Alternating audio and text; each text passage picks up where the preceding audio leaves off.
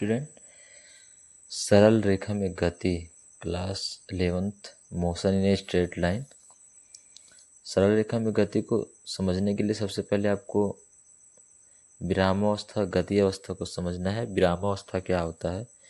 यदि कोई वस्तु की स्थिति में समय के साथ किसी ऑब्जर्वर के सापेक्ष उसकी स्थिति में कोई परिवर्तन नहीं होता है तो वह वस्तु विरामावस्था में कहलाती है। जैसे मान लीजिए ये कोई लड़का है और किसी स्टेशन पे खड़ा है और स्टेशन पे देख रहा है ट्रेन क्या है, रुकी हुई है, तो यह क्या है? दोनों विरामावस्था में है। क्या है?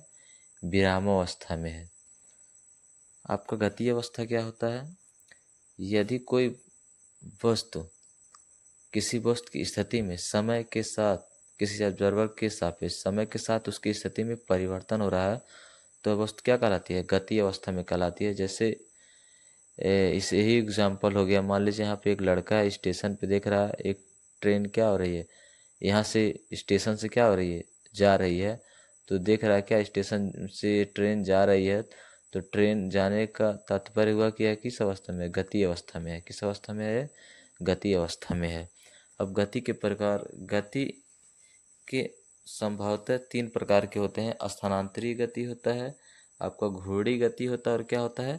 कंपनीय गति। स्थानांतरित गति जब कोई वस्तु इस प्रकार गति करता है कि वस्तु की रचना करने वाले सभी कण परस्पर समांतर पथों पर गति करते हैं तो वस्तु की इस प्रकार गति को क्या कहते हैं? स्थानांतरित गति कहते हैं। जब कोई वस्तु इस प्रकार गति करता है कि वस्तु की जो वस्तु होता है उसकी रचना करने वाले सभी जो कण होते हैं परस्पर क्या होते हैं? परस्पर समांतर पथों पर गति करते हैं तो वस्तु किस प्रकार की गति क्या कहलाती है? स्थानांतरित गति कहलाती है। सीधी सड़क पर चलती क्या? बस। सीधी सड़क पर चलती बस। घूर्णी गति जब कोई वस्तु एक स्थिर रेखा जिसे घूर्णन अक्ष कहते हैं के चारों ओर घूमती है तो वस्तु की इस गति को क्या कहते हैं? घूर्णी गति कहते हैं। जैसे सूर्य के चारों ओर क्या होता है? आपका पृथ्वी गति करती है, या पृथ्वी के चारों ओर क्या गति करता है? चंद्रमा गति करता है। जैसे सूर्य के चारों ओर मान लीजिए आपका सूर्य है और इसके चारों ओर क्या आपका पृथ्वी गति करती है ऐसे। तो जो इस तरह की जो गति होती है आपकी क्या होती है? घूर्णी गति होती है। कंपनीय गति जब कोई वस्तु एक सरल रेखा में एक नियत बिंदु के इधर उधर गति करता है तो वस्तु की गति क्या? कंपनीय गति कहलाती है। वस्तु की गति क्या कहलाती है? कंपनीय गति कहलाती है। जैसे आपका एक झूला झूलती लड़की हो गया, तो झूला झूलती जो लड़की होती है एक नियत बिंदु के इधर जाती है, इधर जाती है, इधर जाती है ऐसे। तो एक नियत बिंदु के इधर उधर जो गति होता है आपको क्या? कंपनीय गति होता है। झूले झूलती लड़की हो गया या फिर सरल लोलक हो गया जो साम्यावस्था के इधर उधर गति करता है।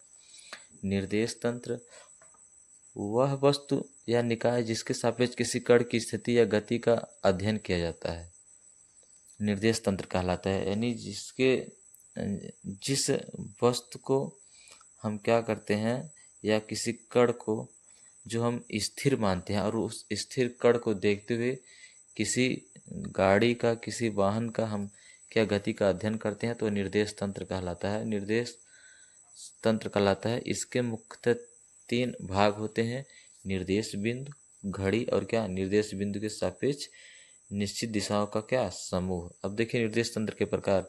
निर्देश तंत्र 3 प्रकार के होते हैं। आपका कर्तीय निर्देश तंत्र होता है, ध्रुवीय निर्देश तंत्र होता है और क्या होता है?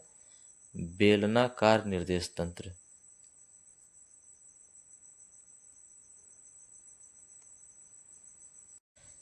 कर्तीय निर्देश तंत्र 2 प्रकार के होते हैं। पहला होता है जड़त्वीय निर्देश तंत्र, दूसरा क्या होता है? अजड़त्वीय निर्देश तंत्र। जड़त्वीय निर्देश तंत्र वह निर्देश तंत्र है जिसमें न्यूटन का पहला नियम सत्य होता है। जड़त्वीय निर्देश तंत्र कहलाता है। न्यूटन का पहला नियम यह है, यदि कोई वस्तु विरामावस्था में तो विरामावस्था में रहेगी, यदि कोई वस्तु गति अवस्था में है तो गति अवस्था में ही रहेगी जब तक उस पर कोई बाह्य बल ना लगाया जाए। तो जो न्यूटन का पहला नियम है वह आपका यदि सत्य होता है तो वह जिस निर्देश तंत्र में न्यूटन का पहला नियम सत्य होता है वह आपका जड़त्वीय निर्देश तंत्र होता है। अजड़त्वीय निर्देश तंत्र वह तंत्र है जिसमें न्यूटन का पहला नियम सत्य नहीं होता है, अजड़त्वीय निर्देश तंत्र कहलाता है। इसी का जस्ट अपोजिट है। अब देखते हैं विस्थापन। किसी वस्तु की प्रारंभिक व अंतिम स्थितियों के बीच की न्यूनतम दूरी को विस्थापन कहते हैं। इसका मात्रक क्या होता है? मीटर होता है। किसी वस्तु की प्रारंभिक व अंतिम स्थितियों के बीच की, मान लीजिए कोई लड़का यहाँ से यहाँ पे आ गया, ए से बी में, तो इनके बीच की जो न्यूनतम दूरी होती है यह होता है आपका विस्थापन होता है। ये क्या होता है आपका? विस्थापन। मान लो कोई लड़का यहाँ से यहाँ गया, तो ए से मान लीजिए बी गया, तो हम कहते हैं इनके बीच की न्यूनतम दूरी, तो ये जो ए बी है यही इनके बीच की क्या है? न्यूनतम दूरी है। तो इसे न्यूनतम दूरी को क्या कहते हैं? विस्थापन कहते हैं। किन्हीं दो बिंदु के बीच नहीं, किन्हीं दो बिंदुओं के बीच ये जो प्रारंभिक और अंतिम बिंदुओं के बीच की जो न्यूनतम दूरी होती है उसे विस्थापन कहते हैं। जैसे आप यहाँ देख सकते हैं, दो बिंदुओं के बीच की न्यूनतम दूरी ए बी है, यहाँ भी ए बी है, और ये दूरी किसी गतिमान वस्तु द्वारा तय किए गए पथ की कुल लंबाई को वस्तु द्वारा तय की गई क्या कहते हैं? दूरी कहते हैं। मान लीजिए कोई लड़का यहाँ से चलकर यहाँ आया, यहाँ से चल के यहाँ आया, यहाँ से यहाँ चलकर आया, यहाँ आया, पुनः यहाँ गया। A B C D, A B C D ये पथ पे चला, मान लो 1-1 मीटर के हैं, तो इसके द्वारा चली गई जो कुल दूरी होती है 1 + 1 + 1 प्लस क्या 1 होगा, यानी आपका 4 होगा। क्या होगा आपका? ये मीटर में है तो आपका कितना हो जाएगा? 4 मीटर। वस्तु द्वारा जो तय की गई कुल दूरी है 4 मीटर। किसी गतिमान वस्तु द्वारा तय की गई पथ की लंबाई को उस वस्तु द्वारा तय की गई क्या कहते हैं? दूरी कहते हैं।